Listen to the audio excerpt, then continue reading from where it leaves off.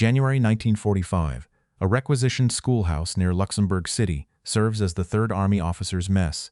Inside, the room is warm, filled with the clatter of heavy ceramic mugs and the murmur of tired men eating hot food.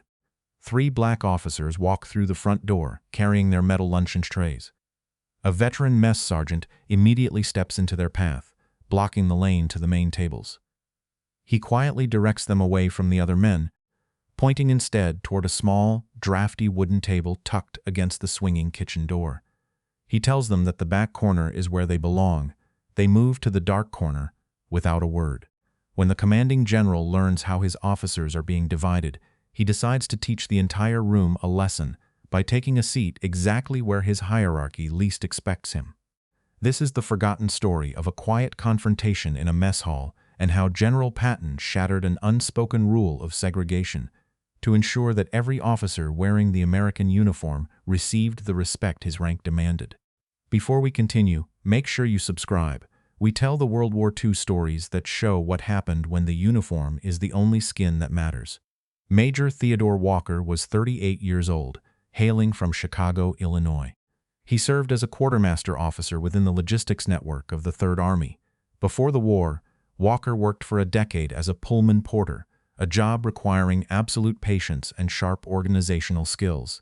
He earned a degree from Howard University.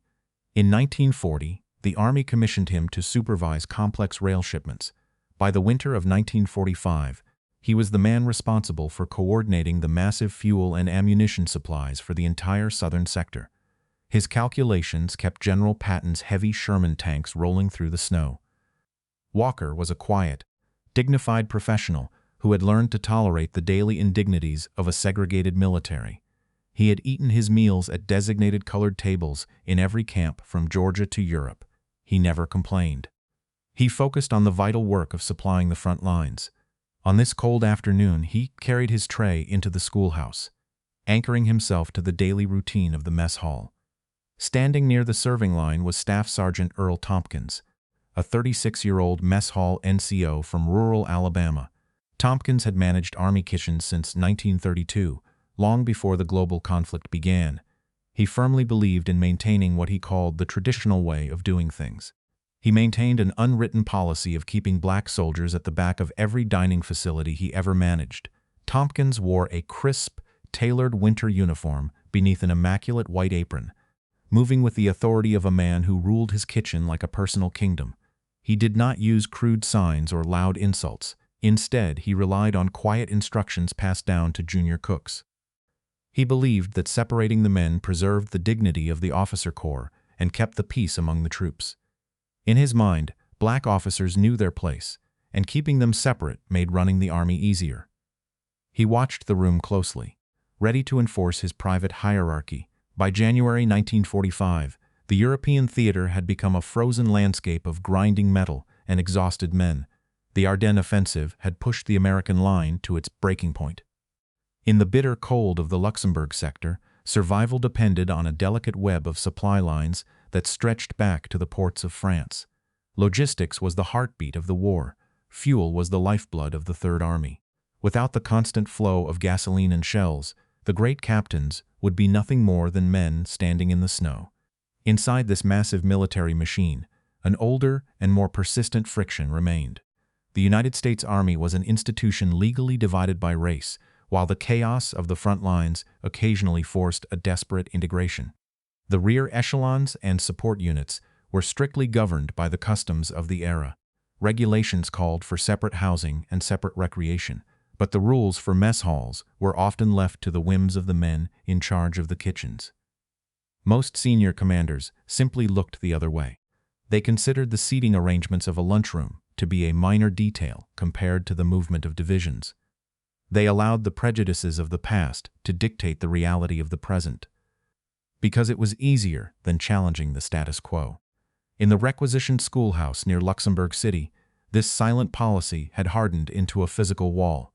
Every officer in the room knew exactly where the invisible lines were drawn.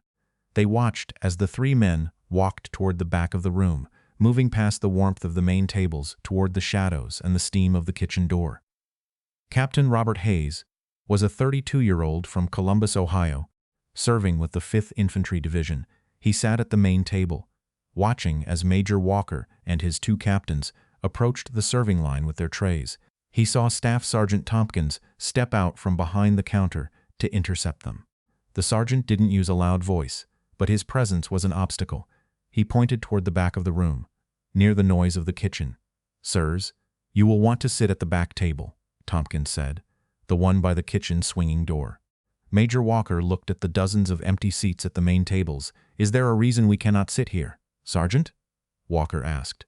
Tompkins kept his chin up and his eyes fixed forward. "That is the colored officers' table, Major. I have it set and ready for you." Walker shifted the weight of his metal tray.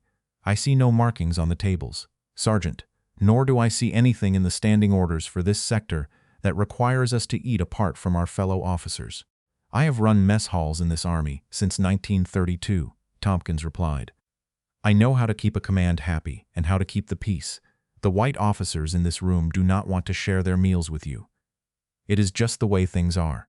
It is easier this way, and it keeps the dignity of the officer corps intact. The colored officers know where they belong, and I expect you to do the same." Walker looked at his 2 younger captains. They remained silent, their faces showing nothing, though their grip on their trays was tight. Walker turned his gaze back to the sergeant. "Is this a formal directive from the post commander?" he asked. "It is the way I run my mess," Tompkins said. "You will sit at the back table." Major Walker did not move to strike the man. He did not demand a meeting with a general. He simply nodded once and led his captains to the small wooden table tucked against the kitchen door. Every time a cook walked through the swinging doors, a blast of hot, soapy steam hit the back of Walker's neck. The noise of the dishwashing station drowned out their conversation. They sat in the shadows and began to eat in total silence. Captain Hayes watched the entire exchange from 15 feet away. He looked at the 5 white officers at his own table, but they all kept their heads down, focused on their potatoes. Hayes stood up, leaving his tray half full. He walked out of the schoolhouse and straight to the headquarters of the 3rd Army. He requested an immediate word with the general's adjutant. He described the sergeant's policy and the steam from the kitchen. The report reached Patton within the hour. Patton's jeep pulled up to the schoolhouse precisely at 1230 hours.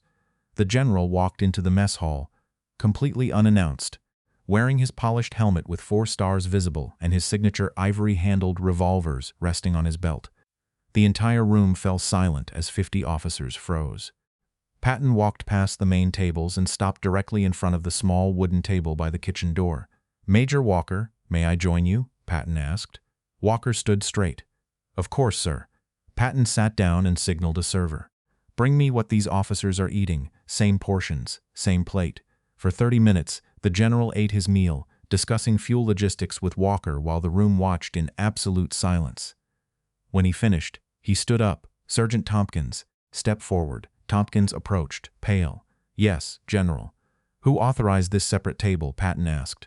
"I did, sir," Tompkins said. "It is for the colored officers to keep things running smoothly."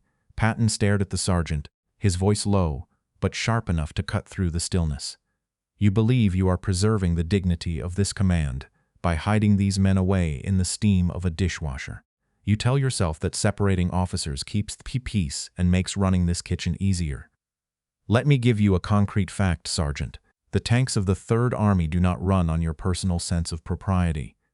They run on gasoline. Major Walker is the man who keeps those tanks moving through the snow. While you stand here deciding who is worthy of a main table, he is calculating the thousands of gallons of fuel that keep our front lines alive. He has earned his rank through competence and labor. The uniform is the only skin that matters in my command. An officer's seat is determined by his rank and his choice, not by your outdated customs. You have 2 options before you right now. You will eliminate this separate table immediately and ensure every officer eats together at the main tables. If you cannot manage a single unified mess hall, you will find your next posting in a labor battalion digging ditches in the mud. Decide right now if you can follow my orders." Tompkins looked down, his hands trembling. "Yes, General, the tables will be open to everyone." Patton turned to face the 50 silent officers in the room.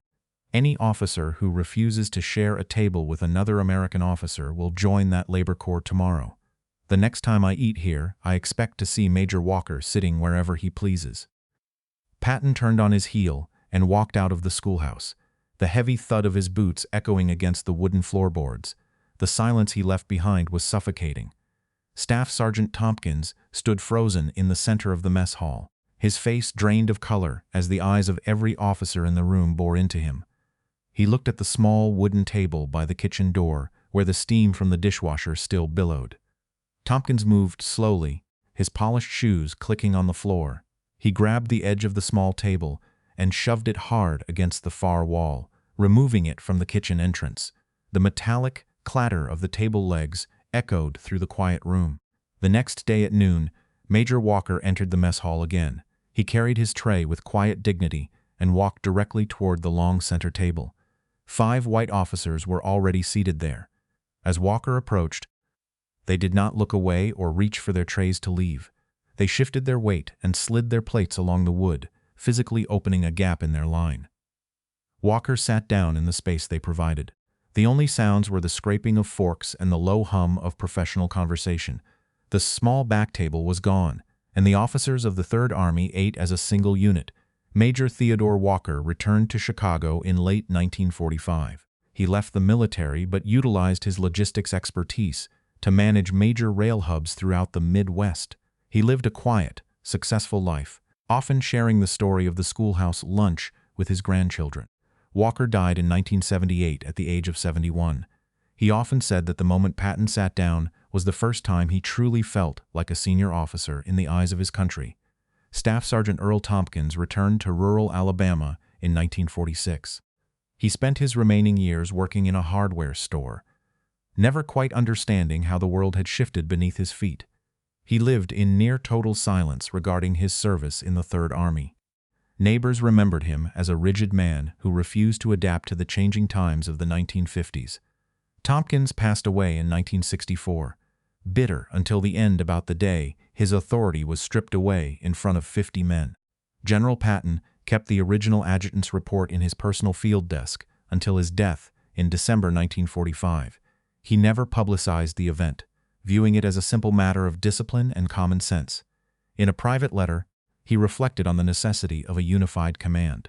He wrote that he had no use for a man's lineage or his race, only for his ability to kill the enemy and keep the trucks rolling.